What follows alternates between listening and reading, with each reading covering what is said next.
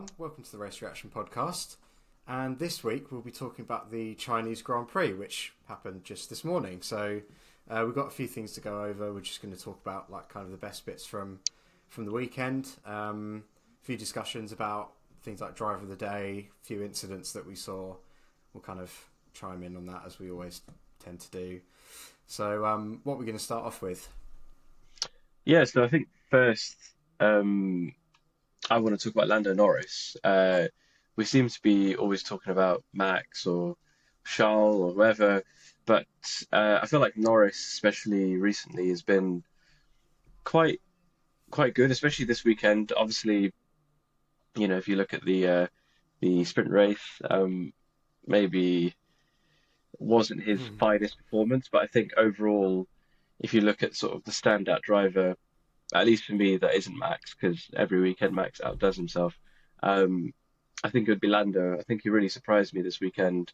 You got P4 in quali, obviously because Fernando just put in that great lap. You got a second place, outpaced the Red Bull in the race today. So yeah, I think Lando's doing an amazing job. What do you think about Lando? Yeah, I think he has these flashes of brilliance, doesn't he? Where we see him really kind of bringing the challenge to Max. But I mean, if you think about the opportunities he's had before to win, not necessarily a race, but anything like a sprint race or something, he just there's just something stopping him. I think he is Yeah, capable of winning a race, but I think he can't seem to handle high pressure situations when there's someone right behind him, or he knows that he could be on for a win or a good result. Obviously, he's had those. I think he's got what now it's 15 podiums in his career or something yeah, like that. That rough figure, I think. yeah. But obviously, he's not got a win yet. So I think he's definitely in that discussion of drivers on the grid that deserve a win.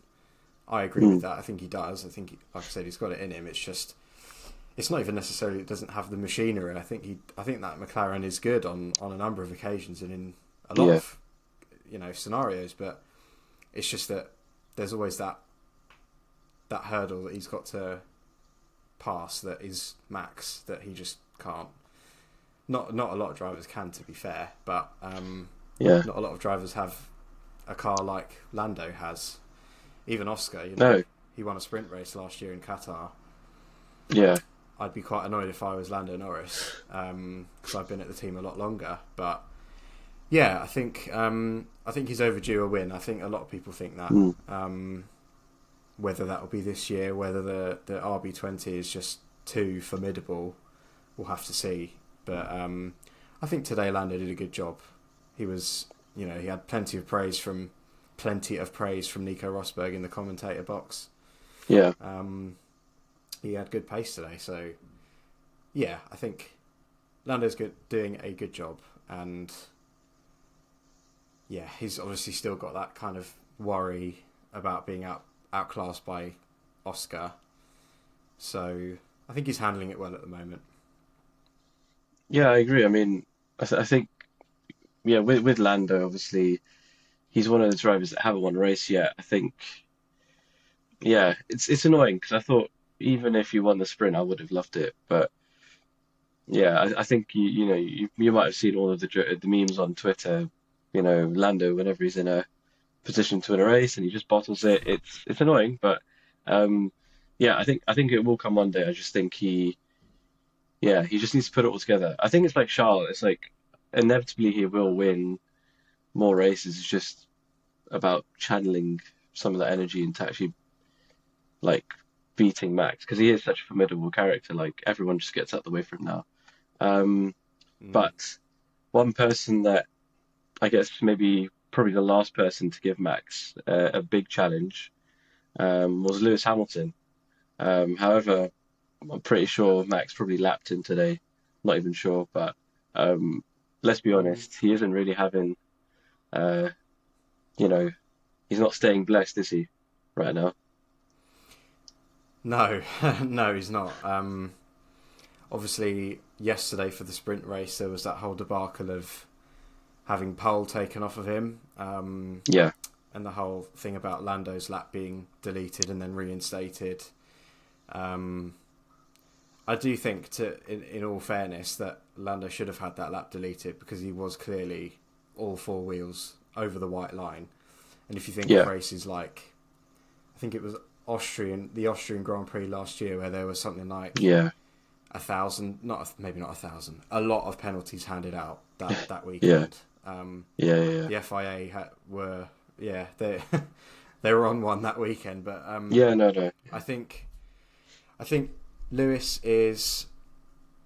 he seems resigned from the team, which Yeah, I you agree. can't really blame him for, because he knows that come next year he'll be at a team that's doing a lot better than Mercedes at the moment, Mm, and the way things are looking with all the people that Ferrari is stealing from other teams, um, yeah, it all looks to be coming together. But you can never say these things with 100% certainty. I mean, yeah, in his mind, it's fully justified, and a lot of people are, they agree with that, and they think that he's made a good choice. But we won't really know until we get to Bahrain next year whether that is true or not, whether he made a good choice. So mm, I think obviously Lewis is hopeful, but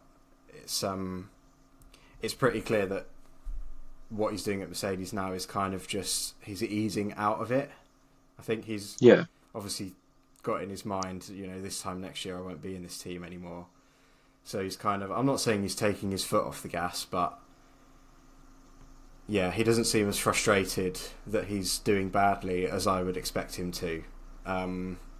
Yesterday after qualifying for the race, where he got knocked out in Q1, in the media pen he was kind of just saying, yeah, this kind of thing happens, and the setup, and George went one way, I went another way, and it didn't quite work out for me. yeah, He seemed almost too unbothered by it, I think, and that's obviously not in yeah. his nature. So, No, yeah, um, I think he's kind of just riding out the rest of the year and biding his time until next year when he'll properly go for it, because he obviously thinks he's got a better chance of success at Ferrari. yeah. But yeah, he made a good recovery drive today. He started in 18th and he finished 8th, Ninth, I think. 7th, Yeah, 9th. Yeah, ninth. so Yeah, still points, top 10, good drive. yeah. Um, No, I agree. Considering the machinery, but Yeah. yeah, not his finest weekend. No, yeah, I agree. Like, it's not his best weekend, but at the same time, you need to realize that Ferrari have forked out in excess of 100 million for this guy. Um, Mm. and if I was John Elkann, sort of CEO of Ferrari, whatever, I would be slightly worried, only because it's, not really ideal to have the driver you're replacing Carlos Sainz, who, has won a race, got podiums. The driver you're replacing him with is currently, well, I don't think he's in the top five in the championship. Definitely not.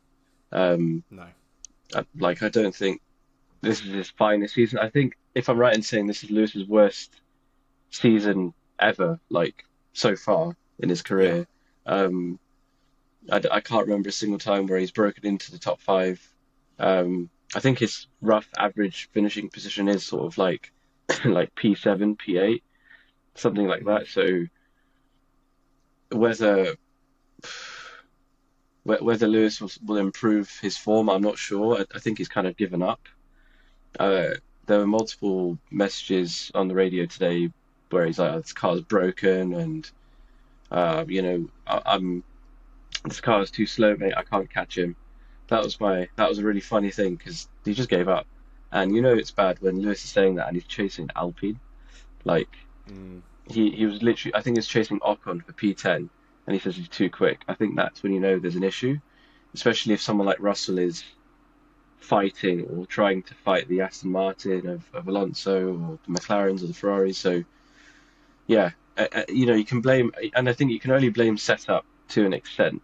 I don't think you can fully lie on that defense. I think it was really interesting on the Sky coverage this weekend to have Nico Rosberg on the main team, only because you know he's someone that knows Lewis inside out in terms of being his teammate, being inside his head. So yeah, it's a bit strange. I think in a way, you know, again, mentioning him for I think probably the third episode in a row, but Seb kind of had a similar sort of thing with Ferrari at the back end of his Ferrari stint, so it's not surprising. But yeah, I think if I was Carlos Sainz, I'd feel pretty offended that I'm being replaced by someone who you know is producing subpar results. Um, but yeah. Anyways, I think we could talk about this literally for another episode about Lewis, but let's move on because I want to talk about the crash at turn 14, which is the hairpin. Um, Yeah, and it was after, I think it was after the VSG, which turned into a full safety car for Bottas when he retired, just to, literally yes. just turned off. Um, and then I think, was it on the restart? It was on the restart where, was it on the restart or was it when they were still warming up?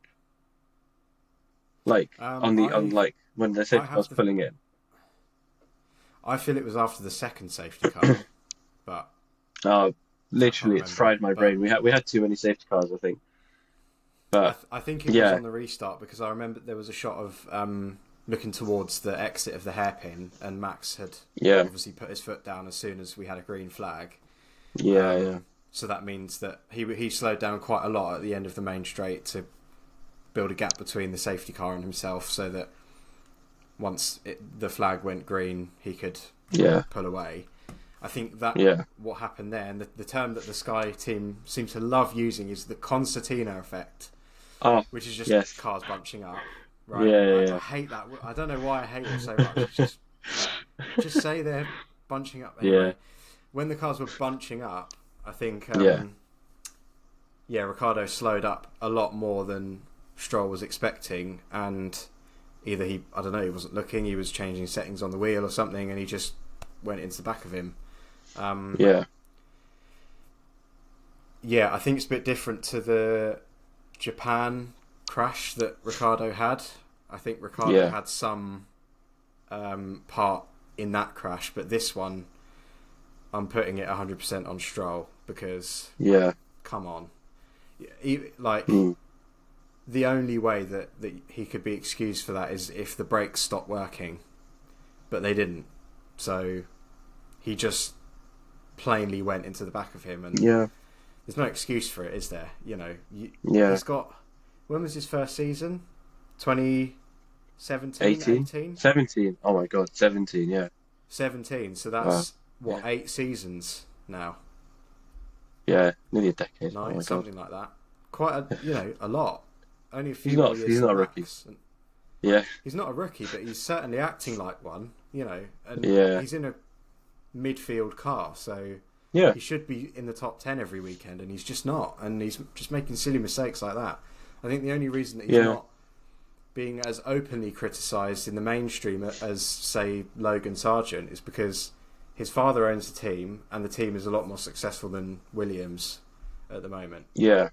So I Yeah. think he shouldn't be completely clean of criticism because Mm. just these things just shouldn't be happening. Um, so yeah, I think that crash is quite cut and dry in terms of who's to blame. And I was reading earlier, actually, in the post-race interviews, Daniel Ricciardo was uh, not very nice about Lance Stroll. Yeah. Um, Yeah. I sort of don't blame him for that, really. Yeah. But yeah, what do you think? I mean, again, it's a very weird thing. I think when I saw it live, I was like, oh, how has that even happened? Yeah, I think because obviously they were all still bunched up. I think someone up ahead, I think it was Fernando, locked up, and then that sort of was a domino effect, really, because at the it's a very tight hairpin. You're basically stopping, uh, Mm. especially if you're just restarting after a safety car. So yeah, um, I think they're kind of both. It's kind of a racing incident in my opinion. I mean, if Lance was going that quick, I think he could have probably slowed down a little bit more.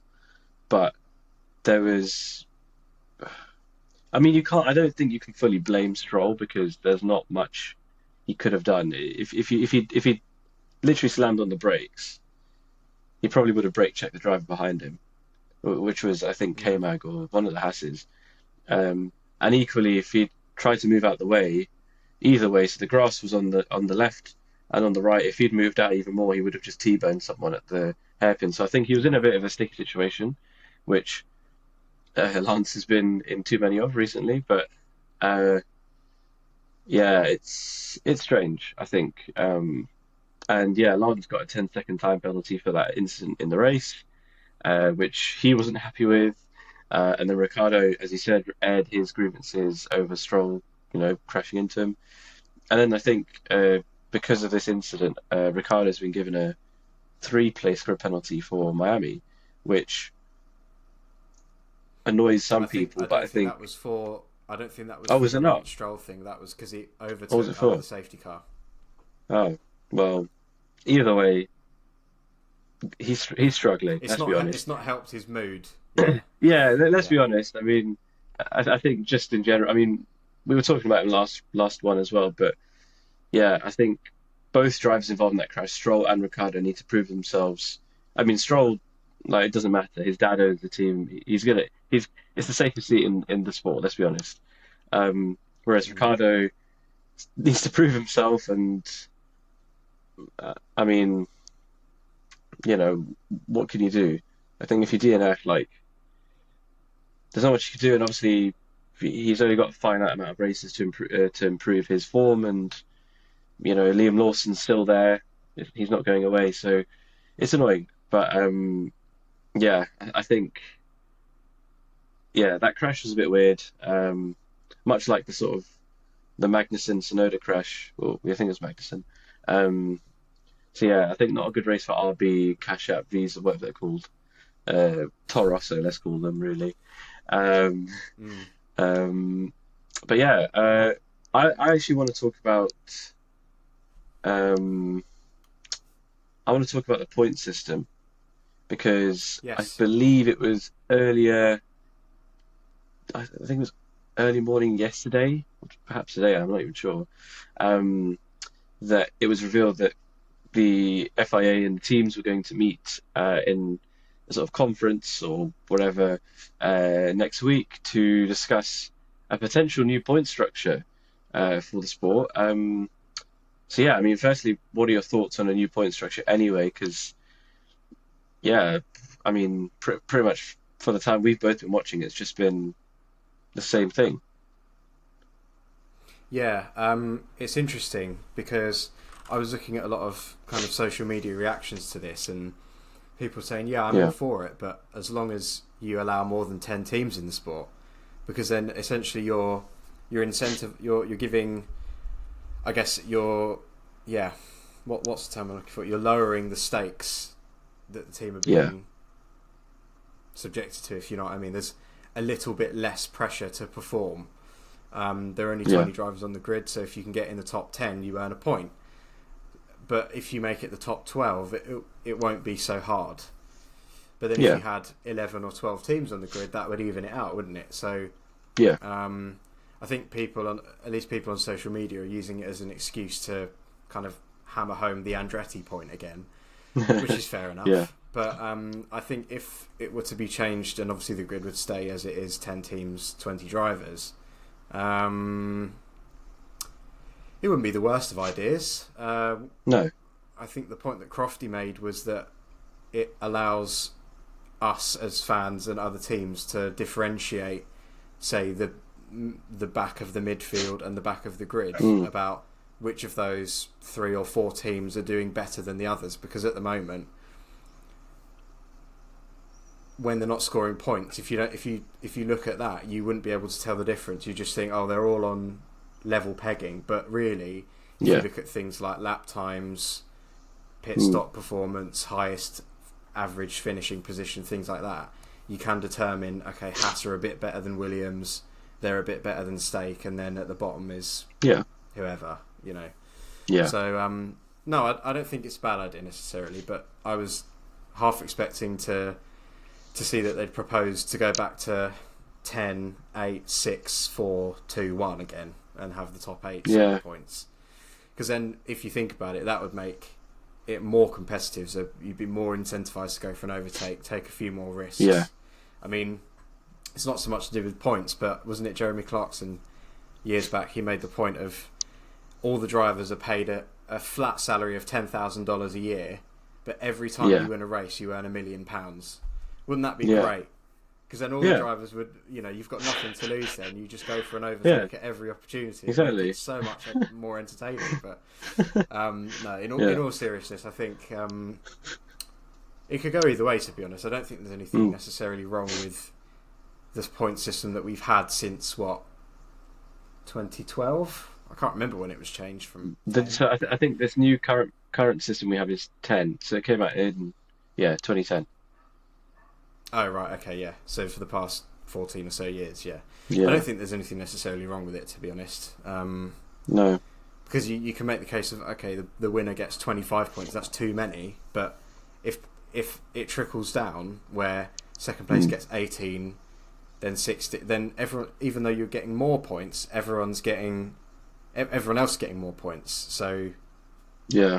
it's rather than at the end of the season you have, like Lewis in 2009, 109 points, you have 450 or whatever it was that Max got last year. Yeah. So yeah, I'm kind of I'm indifferent on that. Yeah, I mean, I don't know. It's a bit of a weird thing, though, to be honest. With with such a competitive midfield. I mean, you saw I think maybe it was kind of home hero tax, but I think Zhou Guanyu did show that he's not really, he's not just a pay driver. He did actually overtake someone, which I was really impressed with. Um, so the Saubers were kicking off today. I mean, I'll die on this. I think the Haas is. I think they've got amazing. I think they've got really good drivers. I just think sometimes they make questionable overtakes and crash a bit too much. But if you've got teams like Haas, Sauber fighting for points, you've got potentially Williams up there as well with Albon and Sargent. So I would say why not? But again, then it only means 8 drivers in a race won't score points, which doesn't seem that bad compared to 10, but still, it's 2 extra drivers scoring points, which, I think then if that does happen, I think Andretti do need to come in, and then another team. I just don't think it feels a bit weird, changing the point system. I mean, we're talking like this now, but they changed the point structure, and I think before that, I think they changed it in '91 or something like that in the very early '90s. So that was the point system pretty much through most of Schumacher's time pretty much. But yeah, the point system we're used to today, I mean, there's nothing wrong with it. I don't think they should change it, if I'm completely honest with you. Just seems a bit weird getting points for P12. I just think keep it a P, keep it top 10. I think it's just nice. There's no issue with it. It's worked for so long. If it ain't broke, don't fix it. But anyway, enough talk about that. I want to know, who was your driver of the day? Who do you think deserved it most, or maybe standout drivers? I don't think we could. I can't pick one, but what drivers do you think deserve that? Well, I mean, like you just said, it's the advantage of being at home. I think I would give it to Zhou Guanyu, but yes, he had his own kind of what's the word? Parking spot. Celebration on the grid bit, at the end, which was a really nice touch. I liked that. But yeah, it's sweet. It's sweet. Finishing 14th is still not substantial enough for driver of the day. I think even if you started last, that's only 6 positions. So I wouldn't give it to Joe as much as I'd love to, because it is his home race and it's his first one, and I don't think he's got a contract after this year at this point. Not saying it'll be his last, but there's always a chance. But I'd say I don't think I'd necessarily give it to Lando either, because he started 4th, didn't he? So he only made up 2 positions. But that's the thing. It doesn't always have to be based on how many overtakes you made, because you can gain 10 positions in a pit stop if you undercut everyone. So Yeah. I think I wouldn't give it to Max because he didn't do anything particularly fantastic. Just standard Max to be honest. Yeah. Yeah, I'd probably give it to someone like, I don't know. I don't have a driver of the day.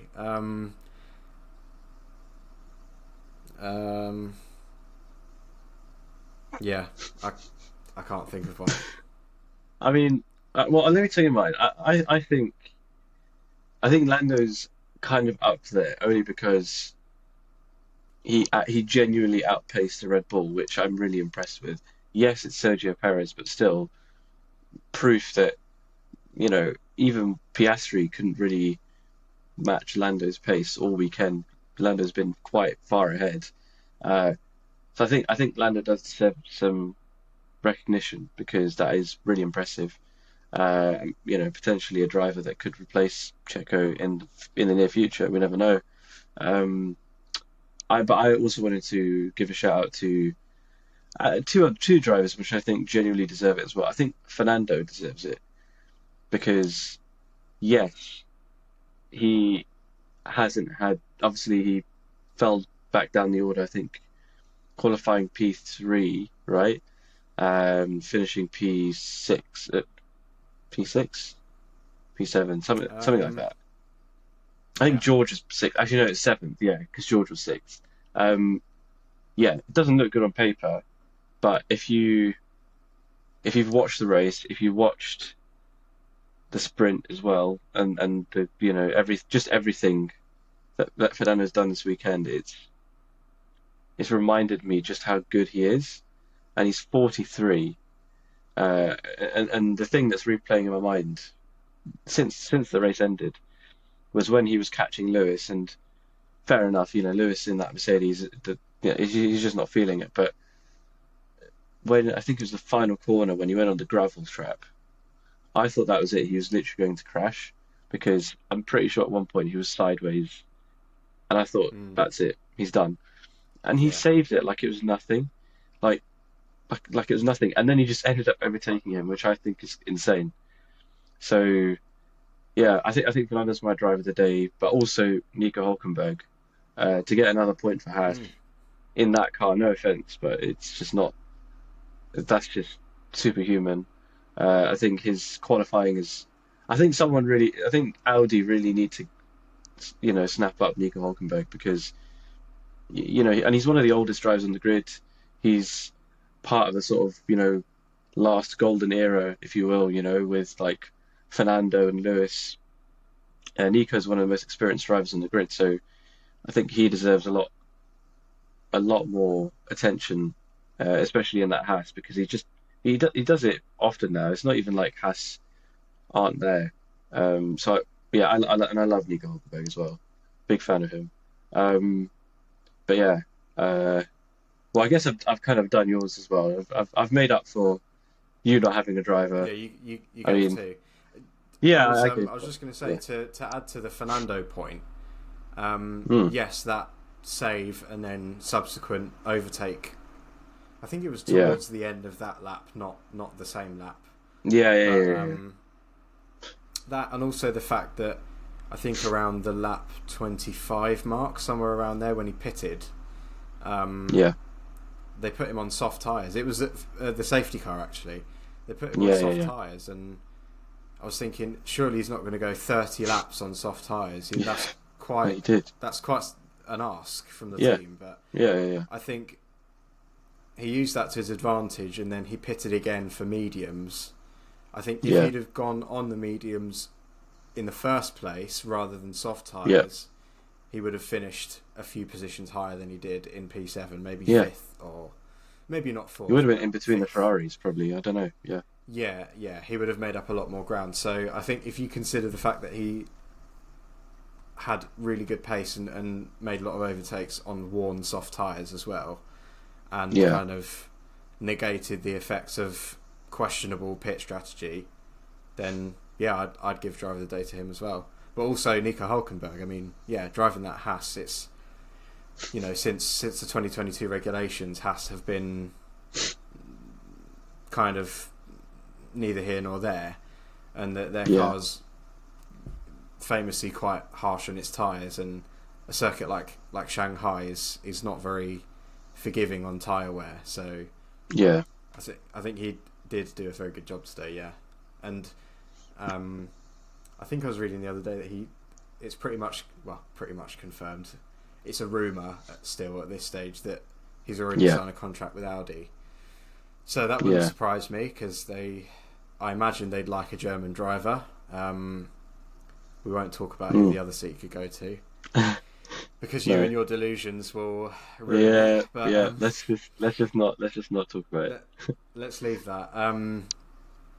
But yeah, I think Nico's in a good position at the moment, and I can't really think of anyone to replace him. I think if Behrman was going to get a seat next year at Haas, linked to Ferrari, Magnussen would go, because he's all right, but he's the weaker of the two, I'd say. Yeah. So, agreed. Yeah, but well done to Nico. Yeah, no, good job, Haas. We love you. So yeah, I guess that's it. I mean, we've got Miami coming up. Are you excited for Miami, particularly? No, it's just one of those races that's a bit bland. I don't think the circuit's particularly exciting. But we'll see. It's on at a decent time, although it's at 9 p.m. UK time. That's all right. They have to wake up early. Which yeah, but then I'm going to be missing out on a good night's sleep for Monday. It's all right. It's okay. At least it's I'm worth not it. waking up at 3:45 like I did for Australia. Yeah, hopefully not. But anyways, we will be there. Not at the track, but you know what I mean. Also read our race report on the Chinese Grand Prix if you want. We've got a lot more new stuff coming in the podcast. Speak to you guys soon. Thank you very much for listening. Cheers.